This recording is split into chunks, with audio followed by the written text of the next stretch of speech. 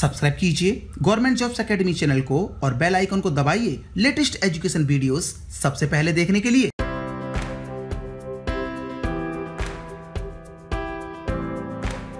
नमस्कार, मैं फिर से हाजिर हूं आपके सामने सुधीर कुमार त्रिपाठी, और मैं अब आप लोगों को वायरस से संबंधित जो पुरानी 2 वीडियो हैं उसके बाद आगे का वीडियो लेकर के उपस्थित हुआ हूं। तो आइए अगली बीमारियों पर, अगले रोगों पर चर्चा करते हैं ताकि आप स्वस्थ रहें और अपने जीवन को सकारात्मक दिशा दे सकें। तो आइए, हम माई पर चर्चा कर चुके थे, अब हम CMD पर चर्चा करेंगे। जब तक आप पुराना वीडियो नहीं देखेंगे तब तक आपको अगले कोई भी वीडियो समझ में नहीं आएगी। फिर वही हाल होगा, बाजार गए हैं, क्या खरीदना है समझ में ही नहीं आ रहा है, घर चले आए, डांट खाए, फिर बाजार गए। तो इसीलिए पुराना वीडियो देखते रहिए ताकि आपको सभी संबंधित चीज़ें एक दूसरे से जुड़ी हुई हैं, ताकि आपको समझ में आती रहें। चिकन पॉक्स, अगर आप हिंदू धर्म से संबंधित हैं तो आपको पता होगा, घर में जब छोटे छोटे दाने निकल आएँ तो हमारी माताएं कहती हैं माता जी निकल आईं। वैसे विज्ञान इसे नहीं मानता, लेकिन हम लोग मानते हैं, मैं खुद भी मानता हूं, क्योंकि मुझे भी हुआ था तो मुझे किसी डॉक्टर को नहीं दिखाया गया था। हमारी माता जी ने क्या किया, उस समय तड़का लगना बंद हो जाता है घरों में, सामान्य भोजन लोग करना शुरू कर देते हैं, यानी दाल खा लिया, चावल खा लिया, रोटी खा लिया, सब्जी वगैरह नहीं बनती, क्योंकि ऐसे माना जाता है कि माता जी दुखी हो जाएंगी, और स्वाभाविक सी बात है, ईश्वर को कोई दुखी करना नहीं चाहेगा। तो इसीलिए क्या होता था, इस विषाणु का प्रभाव, चिकन पॉक्स यानी छोटी माता से संबंधित विषाणु का प्रभाव 3 से 4 दिन तक रहता था, और हमारी माताएं जल उतार करके नीम की पत्तियों को साथ लेकर के किसी दूसरे के दरवाजे पर छोड़ आती थी कि माता जी अब हमारे घर से आप जाइए, अब हमारे यहाँ काफ़ी दिन आपने वास कर लिया। तो इस प्रकार से 3-4 दिन बाद उस वायरस का प्रभाव अपने आप खत्म हो जाता था, माता जी भी खुश हो जाती थीं, और इसके अलावा आसपास जो लोग थे वो भी बीमार हो जाते थे, क्योंकि यह संक्रामक रोग हुआ करता था। लेकिन विज्ञान मानता है कि ये छोटी माता का कंसेप्ट गलत है, यह विषाणु के द्वारा होता है। और हाँ, जीवन में ये बीमारी एक बार होगी, दोबारा नहीं होगी, लेकिन कई कई लोगों को 5 बार हो जाएगा। अब आपकी रोगों से लड़ने की क्षमता ही खत्म है तो 2 बार क्या 10 बार हो जाएगा। तो इसीलिए याद रखिएगा, एक बार हो जाता है, क्योंकि यह ऑटोमेटिक टीका आपके शरीर में लगा देता है। अब आप कहोगे सर ऑटोमेटिक टीका क्या होता है, वैक्सीनेशन क्या चीज़ है? सुनिएगा जरा। मान लीजिए मैं आपको ये कहता हूँ कि मैं तुम्हारी हत्या करना चाहता हूँ, तो आप कहोगे सर क्यों करना चाहते? तो मैं बोलूँगा मैं मारना चाहता हूँ। तो कहीं मैं पुलिस के पास जाऊं, कहीं मैं तब पर भी मार दूंगा आपको। तो फिर आपका क्या स्टैंड होगा हमको लेकर के कि हम इसके साथ क्या व्यवहार करें? तो स्वाभाविक सी बात है, आत्मरक्षा में आप कहोगे सर हम आपको मार देंगे। तो वही सेम सिस्टम यहां भी काम करता है। देखिए कैसे, मान लीजिए हमको इसके वायरस से खतरा है, हमने इसकी हत्या की। जैसे ही मैंने आपको बताया था, वायरस ना तो मरता है, और वायरस हमेशा जीवित रहता है एक अजीवित फॉर्म में। तो अब क्या हुआ, वायरस को हमने मारा तो वो कमजोर हो गया। हमने इंजेक्शन बनाया, इंजेक्शन बना करके आपके ब्लड में इंजेक्ट कर दिया, और जैसे ही ये वायरस आपके WBC से मिला, तुरंत एक चीज का निर्माण करता है, एंटीबॉडी। और एंटीबॉडी किसके खिलाफ इस्तेमाल हुई? उसी वायरस के खिलाफ जो चिकन पॉक्स पैदा करता है, यानी अपनों के खिलाफ ही हमने अपनों को खड़ा कर दिया। तो इसका मतलब तो यही हुआ ना कि आखिरकार टीकाकरण वो है जिसमें आपको पता होना चाहिए कि किसी को भी लगा दिया जाए तो वो बीमारी भविष्य में उसको ना हो। इसके लिए जो बीमारी का कारक होता है उसी को कमजोर करके आपके शरीर में इंटर कर दिया जाता है। अक्सर आपने सुना होगा, इंद्रधनुष योजना भारत सरकार की तरफ से चलाई जाती है। इंद्रधनुष में कितने रंग होते हैं? 7 रंग होते हैं। याद रखिएगा, इसी तरीके से कहा जाता है 1 वर्ष से 5 वर्ष तक 7 टीकाकरण करवा लीजिए तो जच्चा बच्चा सब स्वस्थ रहता है। तो इंद्रधनुष योजना का उद्देश्य ही यही था कि कुछ बीमारियों को भविष्य में बच्चों में ना हो, इसीलिए इंद्रधनुष योजना को भारत में लॉन्च किया गया था। यह काफ़ी सफल भी रहा और लोगों को जागरूक किया गया। कई फिल्मी सितारों के माध्यम से, खास तौर अमिताभ बच्चन के माध्यम से इसको काफ़ी प्रचारित किया गया, लोग जागरूक भी हुए। और आज की डेट में जब कभी भी बच्चा पैदा होता है तो उसका एक टीकाकरण का कार्ड बना दिया जाता है, ताकि भविष्य में उसके परिवार के लोग जागरूक रहें। और कभी कभी देखते होंगे आप कि जैसे ही टीका लगाया जाता है बच्चे को बुखार आ जाता है, फीवर आ गया। तो अब आप कहोगे सर तब तो ये टीका उसको काम नहीं किया। बिल्कुल, अगर बुखार आ गया तो समझ जाइएगा 100% टीके ने काम किया। आप सोचिए, अगर एक सामान्य वायरस आपके शरीर में घुस जाए तो बुखार तो होना ही होना है। तो आपके शरीर में टीका का मतलब क्या हुआ? मैंने वायरस ही तो इंटर किया है आपके शरीर में। तो अगर वो बुखार पैदा कर रहा है तो वो गलत नहीं है, वह आपके शरीर में एंटीबॉडी बना लेगा और भविष्य में चल करके आपको उसी रोग से बचाएगा जिस रोग का वो कारक है। ध्यान रखिएगा। आप लोगों को पता होना चाहिए कि चिकन पॉक्स नाम का रोग अगर हुआ है तो आपके शरीर में एक बार विषाणु तो घुसा होगा अंदर, और जब एक बार विषाणु घुसा होगा तो आपके शरीर में ऑटोमेटिक टीकाकरण कर दिया होगा। इसीलिए ध्यान रखिएगा कि आपको दोबारा ये रोग नहीं होता, एक बार हो जाए तो। ठीक है, तो देखिए इस बीमारी में मुख्यतः क्या प्रभावित होती है, तो आपका उत्तर होगा स्किन। कभी भी विषाणु से संबंधित रोग अगर आपको होते हैं तो आपको एक दिक्कत होगी, फीवर आएगा, जी मिचलाएगा, सर दर्द होगा। ये एक सामान्य लक्षण होते हैं विषाणु जनित रोगों में। अब आइए गलसुआ में।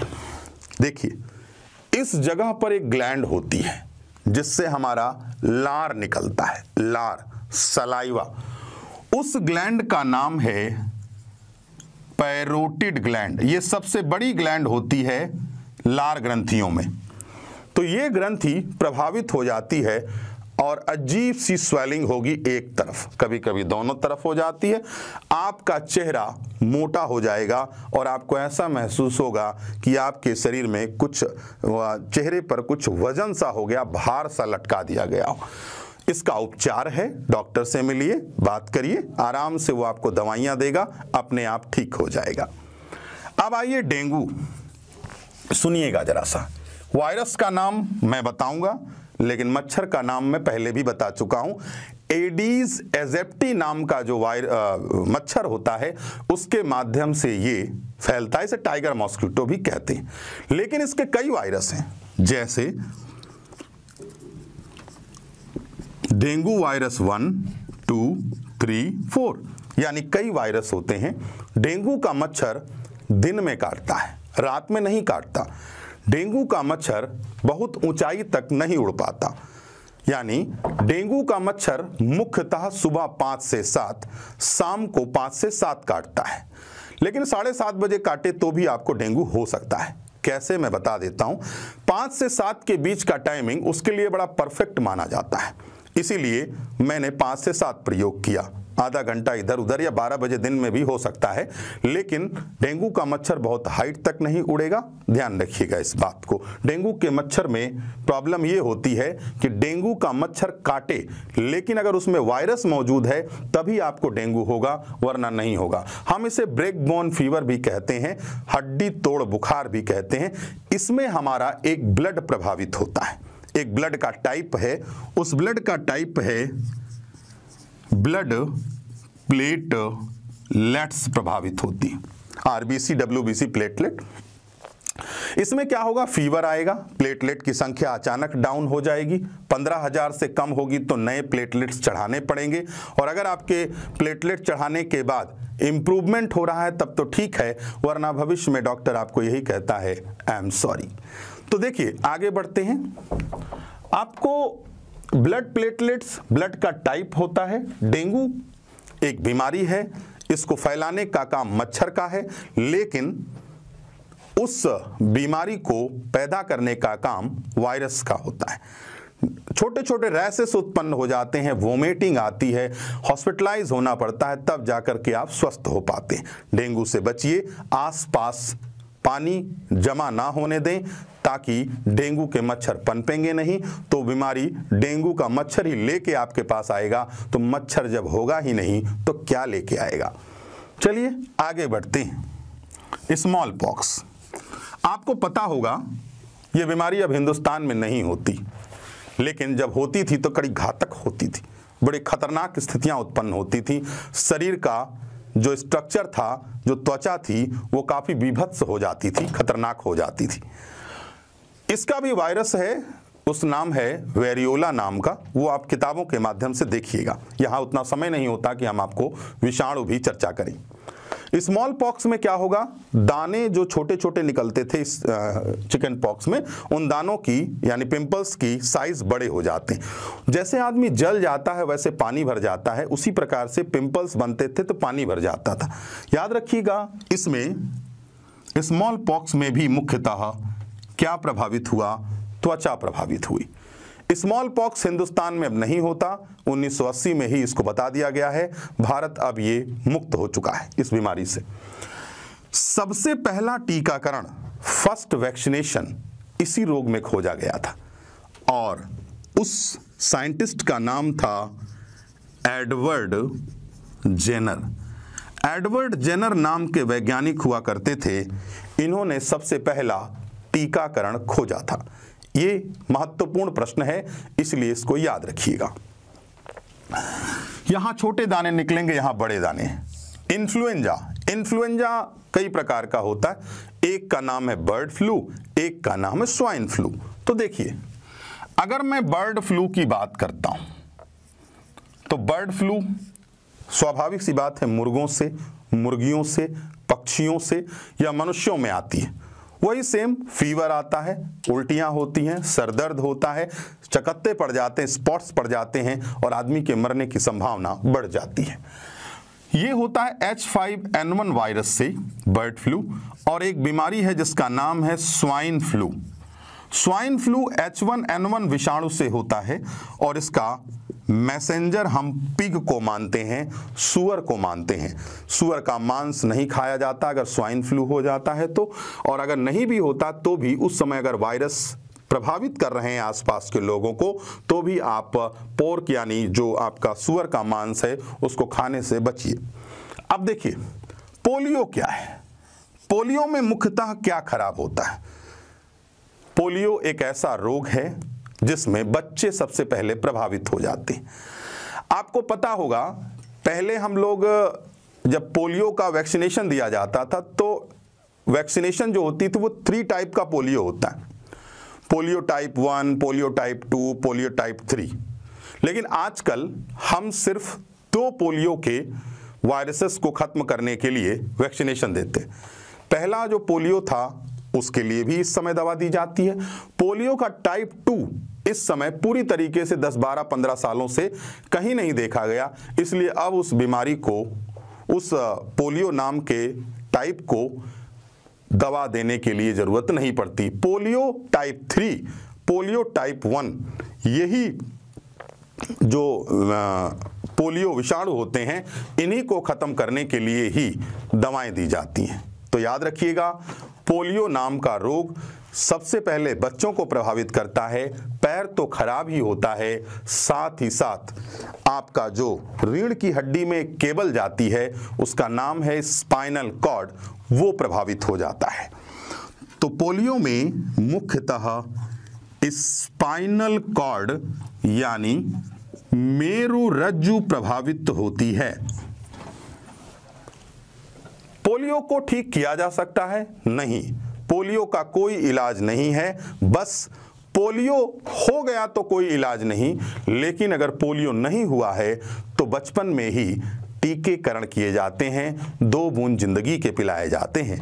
2 बूंद जिंदगी की खोज मुख्यतः किसने किया? तो ज़्यादातर विद्यार्थी अमिताभ बच्चन का नाम लेते हैं, तो आप गलत लेते हैं। 2 बूंद जिंदगी की खोज किया था जॉन एस साल्क नाम के वैज्ञानिक ने किया था। और एक वैज्ञानिक थे जिनका नाम था साबिन। इन्होंने इसे सबसे पहले मनुष्यों पर टेस्ट किया था, इसीलिए साबिन को हम टेस्टिंग वाला साइंटिस्ट भी मानते हैं, लेकिन डिस्कवर करने वाले साइंटिस्ट का नाम था साल्क। हर्पीस एक त्वचा रोग है। इसमें रेड कलर में स्पॉट पड़ जाते हैं और स्वेलिंग बहुत भयानक हो जाती है। यानी हर्पीस में मैं आपको बहुत विस्तार से तो नहीं, लेकिन इसमें स्किन प्रभावित होती है। अब हम बात करेंगे रेबीज या मुख्यतः कुत्तों के काटने से जो रोग होता है। कभी भी देखिएगा जो पेट डॉग होते हैं, जो सुंदर सुंदर कुत्ते होते हैं जिनको कई लड़कियां और कई महिलाएं लेकर के घूमती हैं इधर उधर, तो वो जो कुत्ते होते हैं उनको बचपन में ही टीकाकरण कर दिया जाता है। लेकिन जैसे हमको टीकाकरण किया जाता है, हमारे बच्चों को किया जाता है, उसी प्रकार से कुत्तों का भी टीकाकरण कर दिया जाता है। तो उनके काटने से रेबीज होने के चांस कम होते हैं। लेकिन जो आवारा गली के कुत्ते होते हैं वो गंदी जगहों पर जाते हैं, और जब गंदी जगहों पर वो जाते हैं तो आपको पता होना चाहिए उनके नाक और मुंह के माध्यम से रेबीज नाम का विषाणु इंटर करता है और उनको पागल कर देता है।